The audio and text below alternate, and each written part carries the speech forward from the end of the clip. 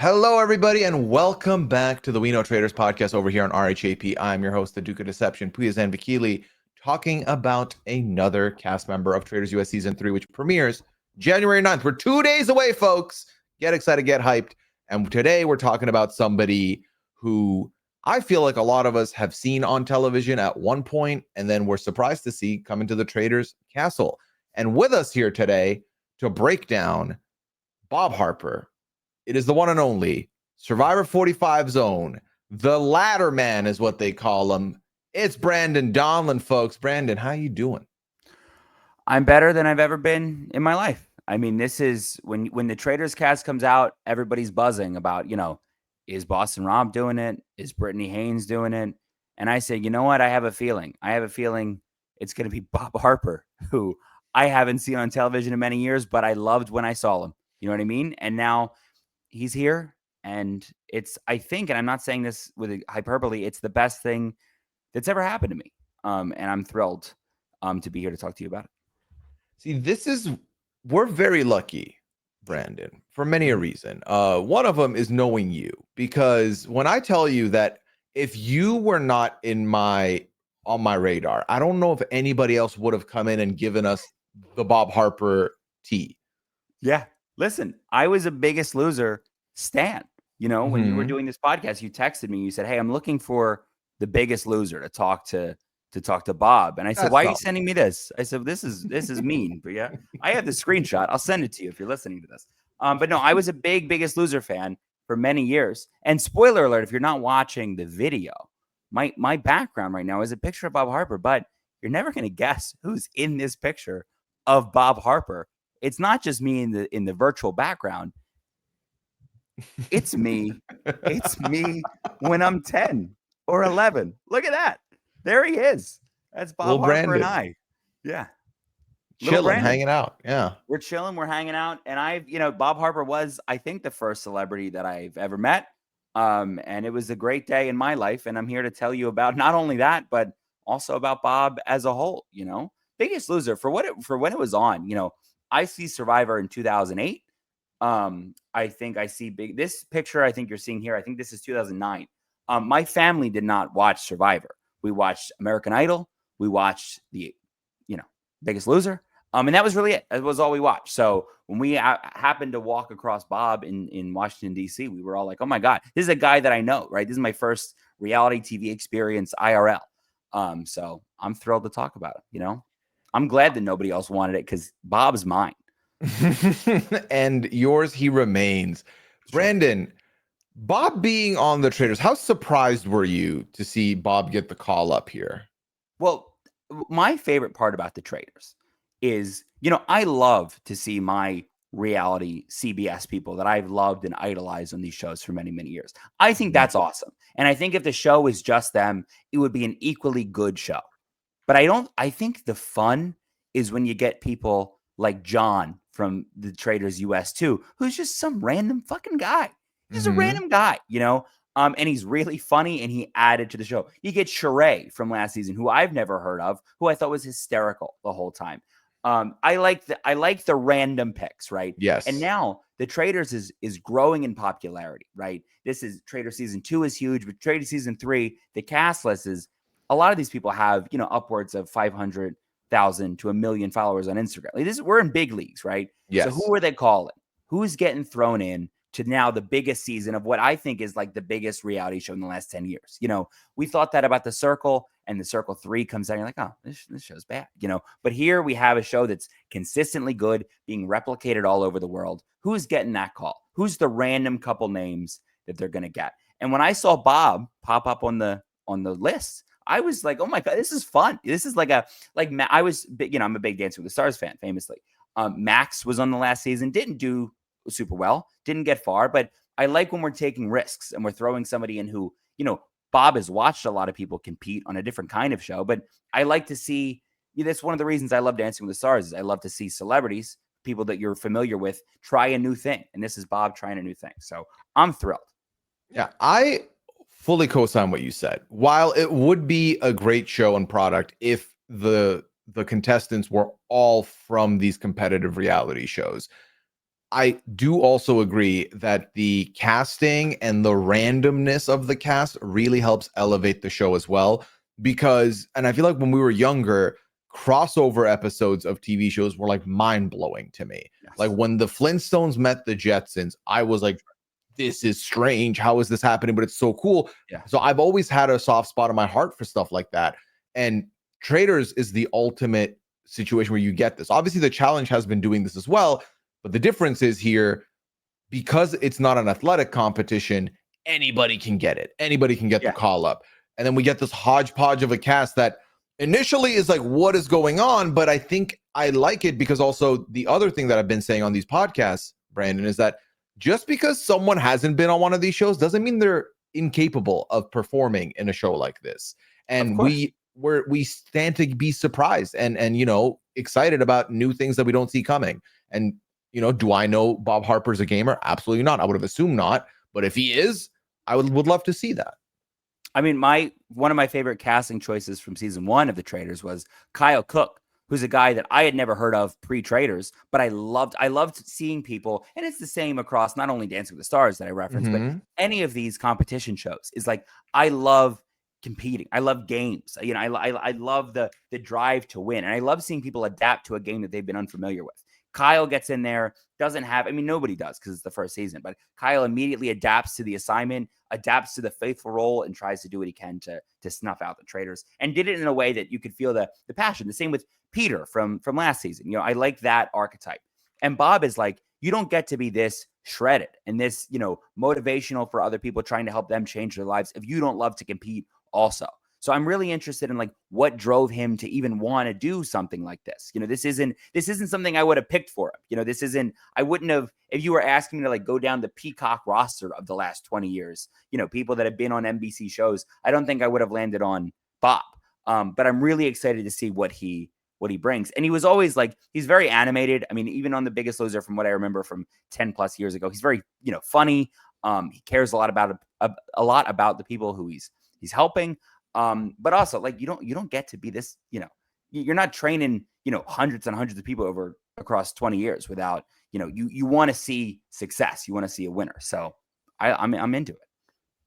Yeah, I feel like, so for anyone who doesn't know, like you've already alluded to, Bob was one of, to my knowledge, up until when I stopped watching The Biggest Loser, was one of 2 trainers on The Biggest Loser alongside Jillian Michaels. Yes. Yes. Yeah.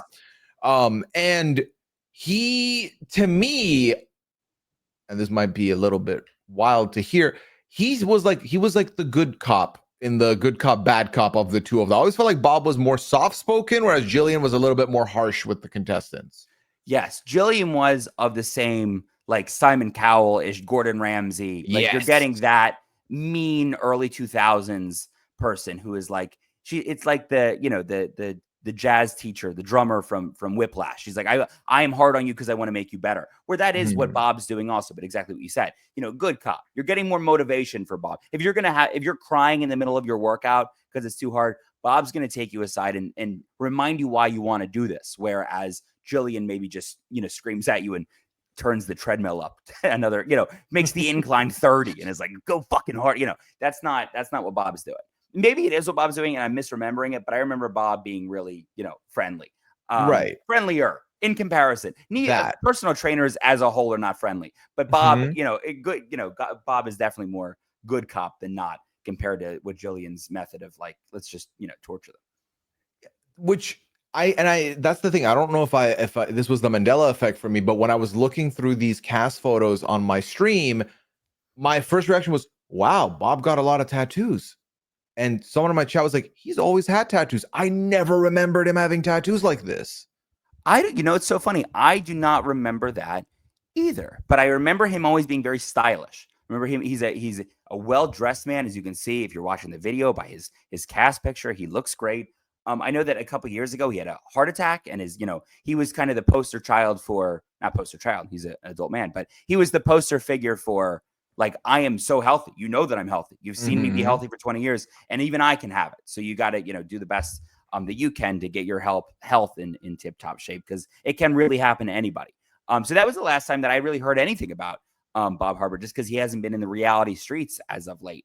But yeah, I mean, listen, tattoos, they go pretty hard. You got some. I've always liked the finger tats. You get the knuckles done. That's a pretty lit look. Yeah, the trick is you have to get, if you're gonna get 2 words, they got to be 2 4-letter words so they can fit on the knuckles. I don't know what Bob has there, but I'd be interested to see closer. Is that no? I don't think these are letters. I think maybe these are symbols of some sort.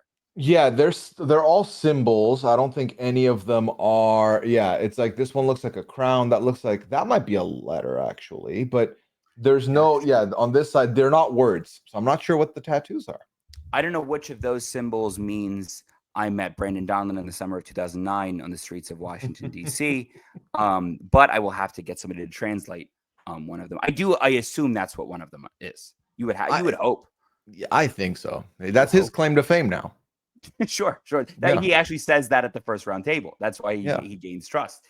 And everybody but Carolyn is like, who is Brandon Donlin? Is Brandon Donlin something? Should we know him? Somewhere in the multiverse, Bob Harper is on a podcast talking about how he met you before you went on to Survivor 45. Yeah, he has no evidence of this picture being real, but look at us. And that's my mom is over here. That's my, she got cut out, but she's on the Traitors 4. You'll see her when she's there. But, there we go. But it'll be a great time. But yeah, I love this. Listen, I'm so excited. I think that also Bob, I feel like, will bring mess. Bob is no stranger to yelling. Of course, he's friendly, but he can yell. He can get into it. And when you put him in a house of people who I think will be maybe less familiar with him, I think he's going in. He's so familiar to me. I grew up with him. Like I spent, elementary school, high school. I'm seeing Bob, but I do feel like you get this group of people. I'm not sure how many paths he's crossed within this group of 21, I think, people. So that adds a layer of, when you kind of know what you're going to get when you have some of these names, even if you're going to get a confrontational person, you kind of have a playbook of how they're going to do this. We've never seen Bob do anything like this. So that to me is exciting. Yeah. Again, the element of surprise with some of the cast choices is needed, I think, because I don't want things to be predictable. And I feel like Bob is kind of an unpredictable piece in this puzzle. Now, having, been acquainted with Bob Harper, at the very least on a level where you've, not only met him once, but you've also watched him on TV hella. Who do you see from this cast? Who do you see him gelling well with the best? Oh, that's a great question. I mean, again, not to be too inside baseball, but, Bob is under the Peacock umbrella. The Biggest Loser was, I think, from 2004 to 2000. Like, I think, late 2010s perhaps is when it ended. So if there's parties that are happening, if there's not Viacom, I'm looking for the blowgun to like shoot me in the neck. The wrong network. If there's a Peacock party in New York, you figure Bob might be there. Maybe he's ran into some housewives. Maybe there's a chance. I know our CBS reality TV people probably haven't crossed paths with Bob, but there's a chance he's seen a housewife or two. Maybe they're at the same events. Maybe they've shrugged shoulders. Dylan Efron. Dylan Efron's going to go into this house. There was a video that got released today, to peek behind the curtain. Dylan says that he's a Survivor fan, right? So Dylan immediately is going to know 4 people in this house, presumably. Yes. But Dylan's also a fit guy. I think I think he does something in the training world. He's very fit. He's done like stunt work and everything. Yeah, he's definitely very athletic. He's done the Boston Marathon quite a bit. Like he's an active lad. Yeah. So, I mean, like, it's like, smoking in the Big Brother house back in the day. It's like you smoke to be with the smoking crew. Like, there's going to be a gym, you would assume, if you're going to have such big, Tony's going to be looking for a gym, I'm sure, to release some. Jeremy also, a couple of the, Chriselle Strauss is maybe, lifting it up. You have Bob in that group, and Dylan Efron's most certainly buddying up there for sure. I think what will really help Bob is if he has one person who, like, kind of grabs him and is like, you're with me. Like, let's do this. And I think that, Bob, again, was super likable to meet when I watched him. So I'm sure that won't be a hard thing for somebody to recognize him and pull him in. Yeah. What I'm curious about, and this is me saying, let's say someone doesn't know who he is. If you're meeting him on first impression, he is giving Bond villain in this portrait. Yeah, he is. Yeah, it's the bleach hair with the good suit. He looks like he's up to something. He looks like he's got codes for something that's going to change the world. But I'm into it. I think that he presents well. And again, I think he's going to be, people may not know the name Bob Harper, but people know The Biggest Loser. People know Yes. the general, if you're familiar at all with 2000s reality TV, which all these people are reality TV, or Jason or Ivar Longbottom. What is his name? What is that? Lord Ivar? Lord Ivar. Yeah. Unless you're Mountbatten. him, you Mountbatten. He's a relative of Neville's? Like, what is Sure, yeah. I don't know where I pulled that. I've never seen the Harry Potter franchise. Oh, But that's Longbottom sounded incredible. right. That's maybe Lord Ivar, shout out. Everybody will have some familiarity with his work, whereas there are some people I think in this house that maybe that's not the case. So I think that he comes in with more of a cleaner slate, and nobody's going to be like Bob plays dirty. Like there's no preconceived notion of Bob other than like Bob helps people who want to change their life, which is a good thing that you want in an ally. Like let's go chase this money. I don't, and I'm sure this is something that obviously we'll get into. I'm not getting traitor from Bob Harper. I would bet any amount of money Bob's a faithful. We're not throwing Bob in the traitor. We're not throwing this Bob as a traitor. Bob the drag queen's getting shown a lot in these promos. I'm thinking that if there's going to be a traitor situation, you're guaranteed going to get one of the reality people that we're familiar with. You're going to get a CBS person, right? Right. I'm thinking there's probably going to be 4 traitors. I don't know that for sure. 3 or 4. It's a big group, so maybe they'll throw in 4. Who knows? But Bob's getting shown a lot in these previews. Bob the drag queen. So I'm thinking Bob's a traitor, right? Bob Harper, they're not going to make 2 Bobs the traitors. That's confusing. That's gonna set the whole. They might vote for this Bob by accident to get the other Bob out of the round table. But I think Bob will, like a Kyle Cook, be very dedicated to the cause of he'll understand the assignment quickly and maybe sticks his neck out a little too far, like Max Schmerkovsky did. I can very much see a similar trajectory to where Max kind of burned bright and fast. I think that is unfortunately a chance for a chance of what Bob will go through on this show, but I hope not. I hope Bob has an illustrious. There's the guy. I don't want to spoil any international seasons, but on the UK too, there was a person who knew immediately, and they got out later in the game. They were a faithful. I forget that person's name. We don't have to say it. It's not important. But I can see Bob maybe getting a hunch, and then he's there for a minute. The possibilities are endless. I don't unless the traitor possibility is endless. Bob is not a traitor. I bet any amount of money. Yeah, I don't think Bob is going to be a traitor either. With some of these other people we've kind of talked, it could go either way. Bob Harper to me screams faithful, and I don't see it changing. Now, again, if someone doesn't recognize him and they're judging him based on his appearance, they could think he's a traitor, which I think is actually not bad for him, because even if he has a little bit of preliminary suspicion on him, I feel like the traitors aren't going to murder him because he's suspect. That's actually not bad for him, because my biggest worry, Brandon, is that Bob becomes so hard cleared as a faithful that he just gets murdered in the night to move forward. Sure. And I wonder if, again, this is maybe not a Bob conversation, but more of an extended traitors conversation. Who in this house understands that meta in a way that you and I both do? Whereas you see a Bob, you Bob is a great person to have in the house, but probably not a traitor. Bob is an easy axe if we got to axe somebody, because it's like John. If John would have gotten cut week 2, it's a similar situation to John from the season 2 of the US show. So I'm not sure what that looks like. But he is exactly that. He's loyal to the soil. This guy, he's like Andy Ruida and Anthony Douglas in that order. He's the guy he's going to be locked in and he's going to be vocal. I don't think he's playing, quiet in the corner. I think he's going to let his opinions be heard. I wonder what you think in terms of prep for the traitors. How much do you think Bob watched? Do you think Bob saw both US seasons? Do you think he did the whole gamut? Because again, you get a professional athlete, which I would consider Bob to be, they prepare, they do as much as they can to get it all down.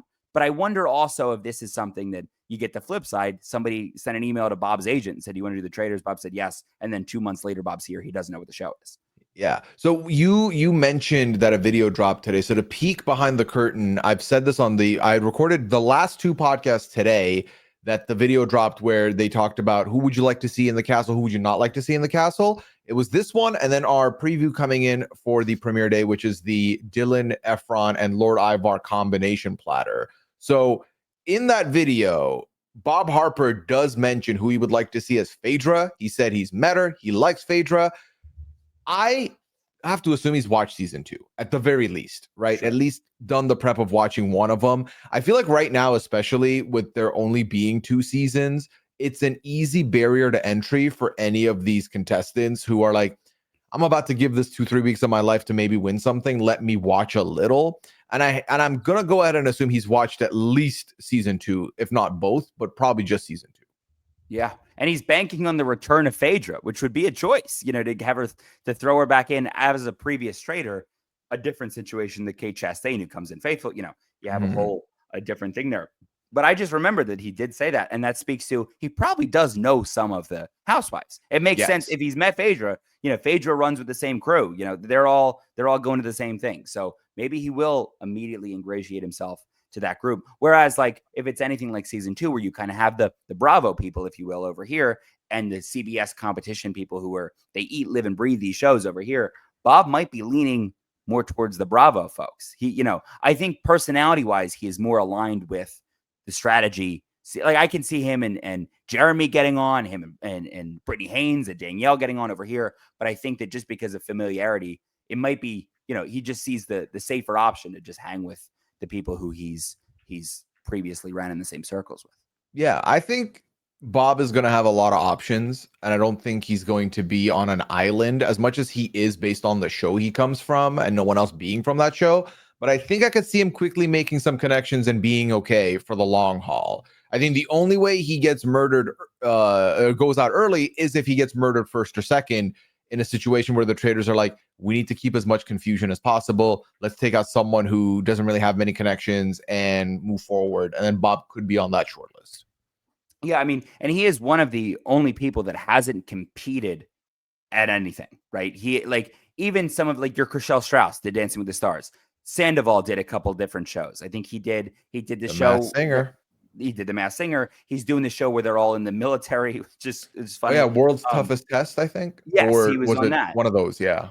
He did that. I think he did no, that was a different guy. Like, you have people who, Gabby Windey does Dance with the Stars as well as The Bachelor. You have folks that are used to the competition of it all, whereas he is really only ever overseen. Like, this is almost the closest we're getting to, like, a Jeff playing one of these games, is that he is not only, whether he wasn't hosting, but he was in the background production watching a group of people play a game that, granted, The Biggest Loser is, like, based on metrics and weight and whatever. It's not. Well, then he hosted the last 2 seasons. Did he do? Did he? Listen, I looked at the Wikipedia. I didn't even catch that. Yeah. He's a host. He's a host. Yeah, he hosted the last season of the NBC run, and then when it got revived over on USA Network for a season, he hosted that one as well. Oh, look at that. Listen, I mean, that is pretty cool. I mean, and also, like, I talk about the meta of these shows. Like, somebody like Bob, who is a host, may be able to clock the meta in a way that other people can't. I'm sure the CBS folks, especially with 3 seasons in, you're looking at this, 6 CBS people? You have 2 Big Brother, 4 Survivor. They're looking around. One of them's a traitor, at least, right? Maybe 2 of them. Bob probably, as somebody who has a production background, is looking at that. It's definitely one of them. It's definitely a housewife. It's one of us randoms, and then it's a plus. If there's 4 people, it's plus somebody else. They have to, the traitors would be. This is my gripe. Not to talk to you directly, audience, but I wish it was random.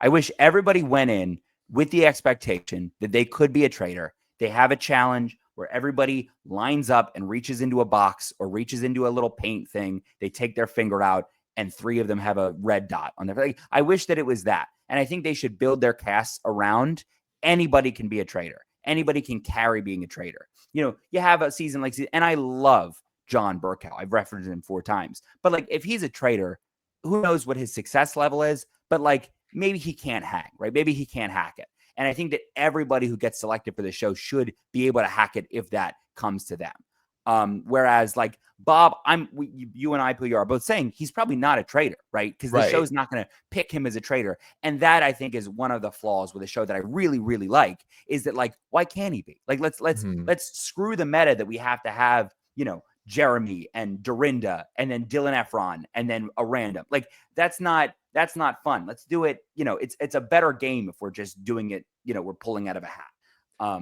So, that would be fun for me, but I don't see it.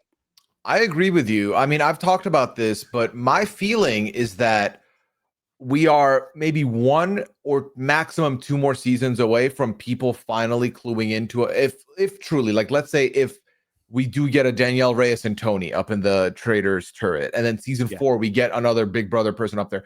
At some point, people are going to then pick up on that and just target those people. And the people you so badly want to keep in the game are going to get shuffled out immediately. So I Yes. agree with you that we need a little bit more of a random pick going on. I think you need a little bit more of the unconventional choices up in the turret just to keep people guessing.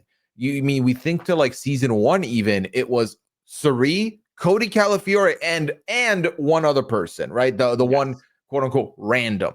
But then we went full celebrity, and it's kind of been now. I'm curious to see, is it going to be Housewife, Survivor, Big Brother again? Because that could happen.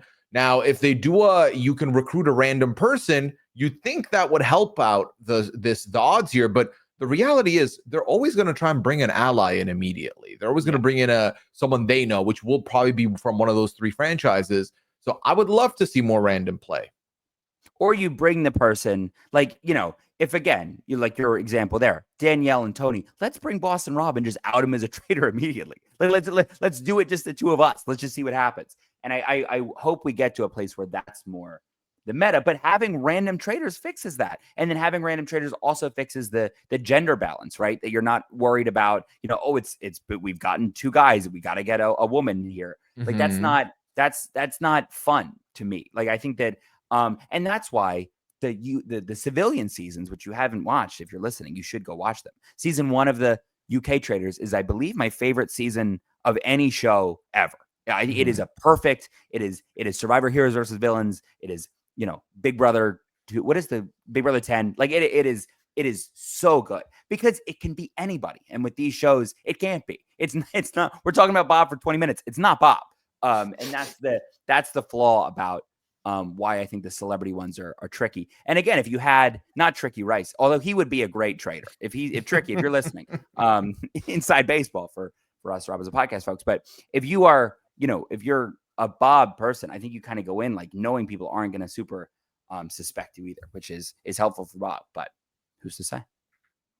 Well, we'll find out January 9th. Brandon, is there anything else as far as thoughts on Bob you want to leave us with before we head on out? Bob was very nice when I met him in July of 2009. Here he is.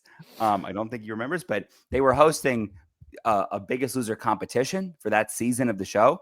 The episode I have downloaded on Amazon Prime. If you're listening to this and you made it this far, I'll give you my login. You can watch it. There's a couple shots of me in the background.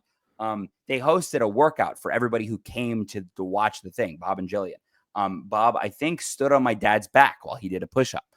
He did not do that for me because I'm 11, and he wouldn't do that for me now. Thank you very much. This has been a great time. I love you all. And I love this show. This show is so fun for me. It takes the parts of Survivor that I love, which is just like the campiness of it and the fun. And I love that I get to watch people that Jeremy is one of my favorite people ever. And the weird thing about Survivor is like they never leave that place in your life, right? You never get to see them, seldom do anything else. You get to see them at a event every once in a while, but you never get to. It's not like a Tom Hanks where you get to see him do 5 different roles. But this is now I get to see Jeremy compete in a thing that is like it's so kind of out of his realm because it's a little bit more like theatery and campy and fun. And I love that because I know that I know him and I know he'll make it fun. Everybody in the world loves Brittany Haynes' confessionals. And now I get to see her do that with 20 crazy people. Like normal people don't sign up for the show much. There's that guy Kevin from last season. He seems normal, but everybody else feels like an insane person. So I'm excited for all of this. The cast is great. And I really, really can't wait to see how everybody does, but including my guy. Hopefully he's not 17th. That would be a tough one. But if he is, he can be in the group chat. I'll send him a link.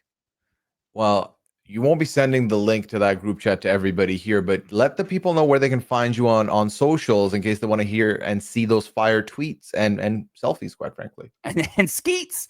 I'm Donlin on Blue Sky. I've never had my last name on anything. I wanted to just get Donlin before anybody got it. So I have Donlin on Blue Sky, Brandon Donlin on Twitter. I'm not leaving Twitter. I hate Twitter. I hate the things I see when I open my Twitter.